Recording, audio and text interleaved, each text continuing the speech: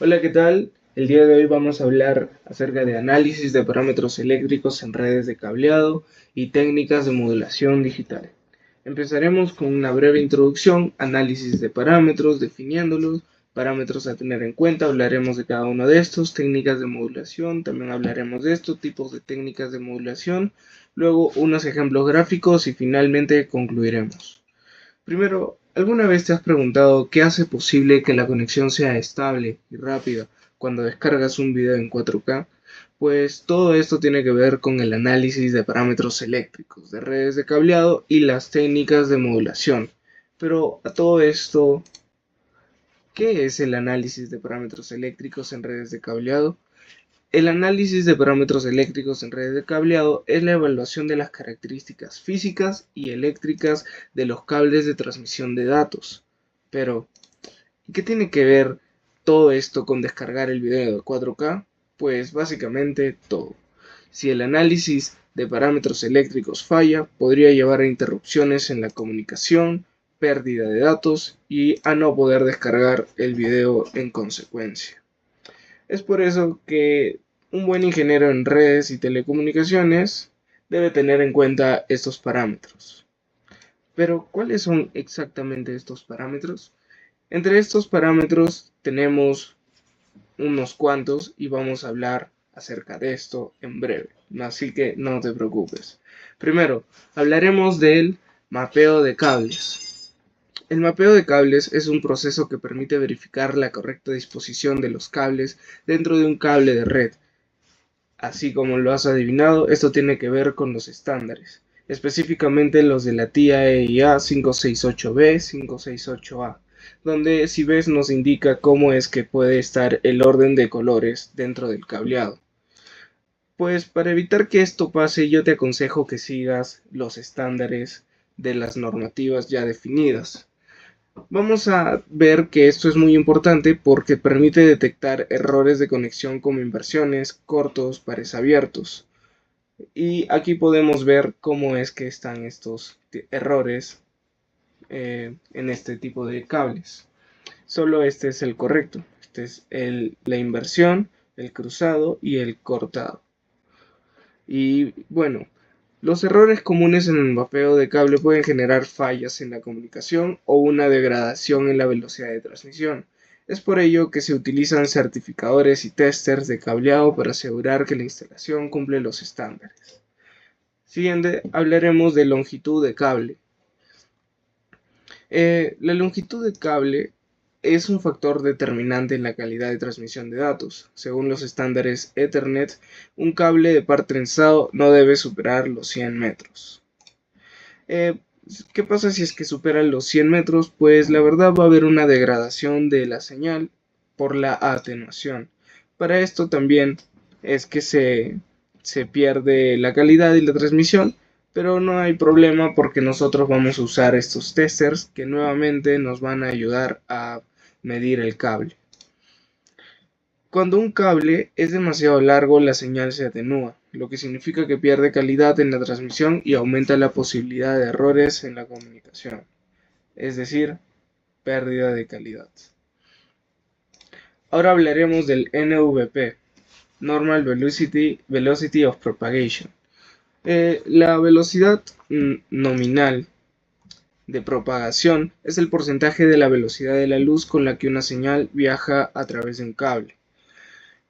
Cada tipo de cable tiene un NVP distinto, como lo podemos ver acá. Este parámetro es importante para calcular con precisión la longitud del cable en pruebas de certificación. Si el NVP es incorrecto, las mediciones serán inexactas. Ahora hablaremos de pérdida de inserción. La pérdida de inserción ocurre cuando la señal se debilita por viajar por el cable. Factores como la impedancia y la calidad de los conectores afectan este parámetro. Si la pérdida de inserción es alta, la cantidad de energía que llega al otro extremo del cable será insuficiente, afectando la transmisión de datos. Por último, hablaremos de la pérdida de retorno. La pérdida de retorno es o ocurre cuando parte de la señal transmitida se refleja debido a una desadaptación de impedancia en el cable. Cuando hay muchas reflexiones, la calidad de enlace se ve comprometida, lo que puede causar retransmisiones y errores de conexión. Esto es un ejemplo de impedancia. Ahora vamos a hablar del Near End Crosstalk, o Next como tal. Pues es la interferencia que se genera entre pares dentro del mismo cable. Esto puede degradar la calidad de la señal y aumentar la tasa de errores. Por ejemplo, aquí tenemos el Next y cómo va afectando con la atenuación. Es fundamental que los cables estén correctamente trenzados y respeten las normas de instalación para minimizar este problema. Ahora veremos el ACRN y el ACRF. El ACRN mide la relación entre la atenuación y el NEX en el extremo cercano, mientras que el ACRF evalúa la calidad de la señal en el extremo lejano del cable. Estos parámetros son clave para evaluar la calidad de la transmisión y asegurar un buen rendimiento en redes de alta velocidad. Ahora hablaremos del Alien Crosstalk. Pues básicamente el Alien Crosstalk es la interferencia generada por cables cercanos. Es un problema en centro de datos y redes de velocidad, como lo podemos ver aquí. Básicamente, para minimizarlo es recomendable utilizar cables blindados y respetar distancias recomendadas entre conductores. Como podemos ver aquí, tenemos una serie de cables muy mal estructurados en una red de cables que probablemente sufra demasiado de Alien Crosstalk, mientras que por aquí vemos unos cables bastante ordenados, lo cual nos hace ver bastante bien a este Central Data, y pues este tipo de problemas normalmente ocurren en unos Central Data. Pero ¿y las técnicas de modulación? Para que los datos viajen a través de un cable o de forma inalámbrica, es necesario modificar la señal digital original, y aquí es donde entra la modulación digital. Las técnicas de modulación digital permiten transmitir datos de manera eficiente, evitando errores y mejorando la velocidad. Entre las más utilizadas tenemos a la modulación por amplitud, PAM, y esta se basa en la variación de amplitud de la señal. PAM es una técnica de modulación utilizada en Ethernet de alta velocidad. Funciona asignando diferentes niveles de amplitud a los bits, lo que permite transmitir más del mismo ancho de banda. Como podemos observar, tenemos una señal banda base, una señal portadora y una señal modulada por amplitud. La idea es que la señal banda base va a modular en amplitud a la señal portadora, dándole amplitud mínima, amplitud máxima y envolvente de la señal modulada, dando como resultado la señal modulada por amplitud. Es decir, esta parte de acá más esta parte de acá da como resultado esta parte de acá. Ahora vamos a continuar con la modulación por fase PSK. Bueno, la modulación por fase modifica la fase de la señal para representar información. Como tal, PSK se usa en muchas aplicaciones inalámbricas. En su versión más simple, BPSK, se representan los bits 0 y 1, cambiando la fase de la señal en 180 grados. Este tipo más sencillo de PSK o BPSK es binario y se refiere al uso de dos componentes de una fase, una para lógica alta y otra para lógica baja. Podemos reconocer intuitivamente que el sistema será más robusto si hay una mayor separación entre estas dos fases. Por supuesto, sería difícil para un receptor distinguir entre un símbolo con un desfase de 90 grados y otro símbolo con un desfase de 91 grados, por ejemplo, o 92 o 93. Solo tenemos 360 grados de fase con los que podríamos trabajar, por lo que la diferencia máxima entre las fases lógicas alta y baja es de 180. Pero sabemos que desplazar un sinusoide en 180 grados es lo mismo que invertirlo. Por lo tanto, podemos pensar en BPSK como simplemente invertir la portadora en respuesta a un estado lógico y dejarla intacta en respuesta al otro estado lógico. Para ir un paso más allá, sabemos que multiplicar una senoide por -1 es lo mismo que invertirla. Y es aquí donde nos lleva la posibilidad de implementar BPSK usando la siguiente configuración básica de hardware. que vendría a ser esta de acá. Claro, si nosotros vemos, este esquema podría fácilmente resultar en transiciones de pendiente alta en la forma de onda de la portadora. Si la transición entre estados lógicos ocurre cuando la portadora está en su valor máximo, el voltaje de la portadora tiene que moverse rápidamente al voltaje mínimo, tal como K. Y pues básicamente estos son los eventos de pendiente alta y son indeseables, porque generan básicamente energía de mayor frecuencia que podría interferir en otras señales de RF. Además, los amplificadores tienen una capacidad limitada para producir cambios de pendiente alta. Entonces, se busca que esto no ocurra. Por lo tanto, también hay un BPSK no phase jump. Y pues básicamente es así como nosotros lo vemos. Esta es una representación gráfica hecha e implementada en lo que vendría a ser Python. Python como tal, al codificar un poco esto, pues vamos a ver que funciona así, de este modo. Ahora, vamos a hablar un poco de la constelación QPSK. QPSK tiene ahora 4 puntos, pues BPSK transfiere un bit por símbolo, que es lo que estamos acostumbrados a hacer hasta ahora, y todo lo que hemos discutido con respecto a la modulación digital ha asumido que la señal portadora se modifica según si un voltaje digital es lógico bajo o lógico alto, y el receptor construye datos digitales interpretando cada símbolo como un 0 o un 1. Antes de analizar la modulación por desplazamiento de fase en la cuadratura QPSK, debemos presentar el siguiente concepto importante. El siguiente concepto importante es que no hay ninguna razón por la que un símbolo pueda transferir solo un bit. Es cierto que el mundo de la electrónica digital se basa en circuitos en los que el voltaje está en un extremo u otro, de modo que el voltaje siempre representa un bit digital, pero la RF no es digital. En lugar de eso, estamos utilizando formas de ondas analógicas para transferir datos digitales, y es perfectamente aceptable diseñar un sistema en el que las fondas de ondas analógicas se codifiquen e interpreten de una manera que permita que un símbolo represente dos o más bits. QPSK es un esquema, básicamente, de modulación que permite que un símbolo transfiera 2 bits de datos. Hay 4 números de 2 bits posibles: 00, 01, 10, 11. Y pues en consecuencia necesitamos 4 desfases. Nuevamente queremos la máxima separación entre las opciones de fase, que en este caso es de 90 grados.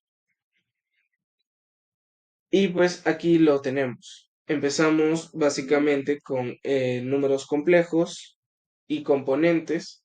Empezamos en 0 grados, 90 grados, 180 grados y 270 grados.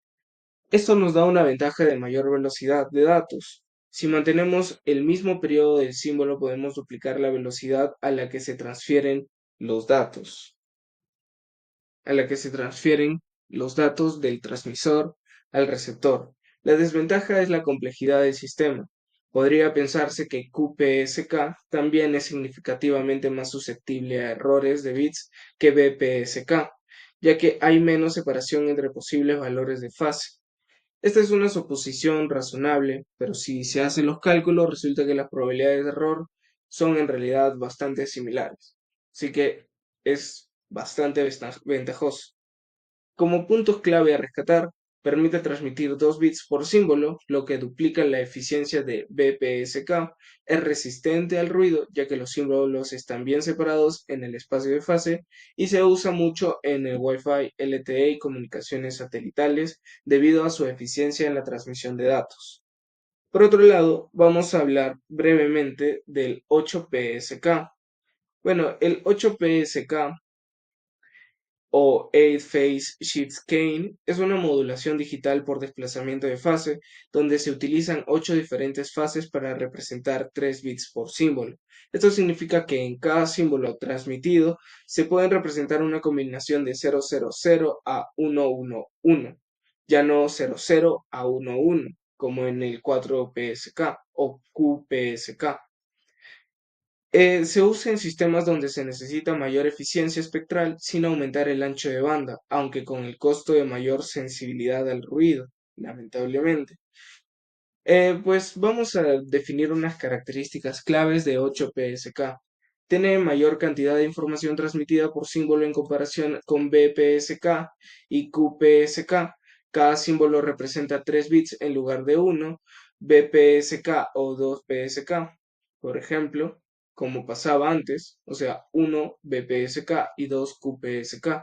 Requiere mayor relación señal-ruido, el CNR, para evitar errores, ya que los puntos de la constelación están más juntos, como podemos observar.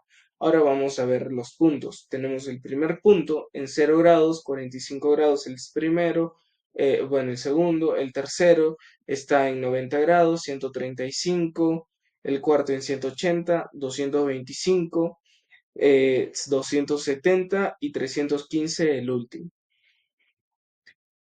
Vamos a hablar de las aplicaciones ahora de 8PSK, y es que son Wi-Fi y redes inalámbricas. Se usa mucho en variantes del estándar 802.11, que sabemos que le pertenece al Wi-Fi. En sistemas satelitales, muy utilizado en DVB-S, Digital Video Broadcasting Satélite, telecomunicaciones móviles, implementado en GSM, Edge para mejorar la capacidad de transmisión, y sistemas de radio digital, aplicado en enlaces de radio microondas. Ahora vamos a ver, antes de pasar al siguiente tema, una comparación con otras modulaciones. Pues vemos que BBSK transmite menos bits por símbolo y tiene menos eficiencia, pero sin embargo es muy robusto al ruido. Y por último, vemos que el otro extremo, el 16 QAM, que es el que vamos a definir ahora mismo, en breve, así que bueno, tal vez no hay que hablar de esto, sino vamos a hablar del 8PSK, del bits por símbolo, transmite 3 bits por símbolo y tiene una eficiencia espectral alta, pero una robustez al ruido de muy alta a media. El QPSK como tal se mantiene bastante aceptable, puesto que tiene igual una eficiencia espectral aceptable, pero una robustez al ruido bastante alta.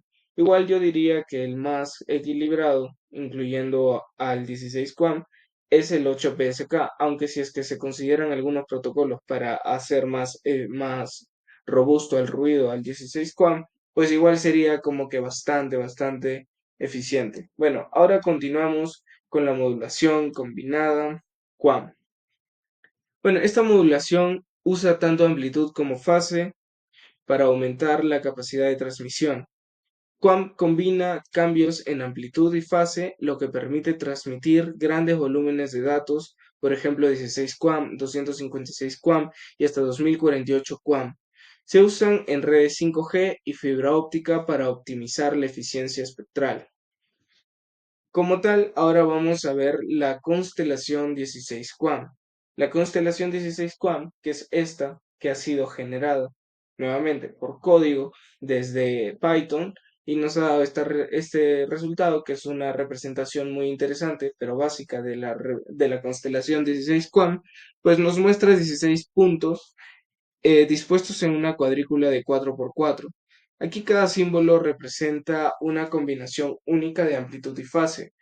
Eh, Como características, pues permite transmitir 4 bits por símbolo, se usa en redes 5G, Wi-Fi y fibra óptica, pero es muchísimo más sensible al ruido. Aquí lo vemos resumido.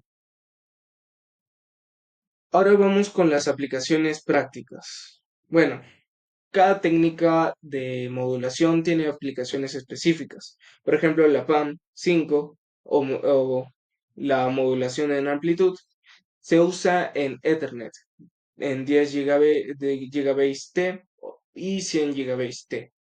La PSK y todas sus variaciones, la BPSK, QPSK y 8PSK, tiene aplicaciones en comunicaciones satelitales. Esto también es un gráfico de QPSK en amplitud y tiempo.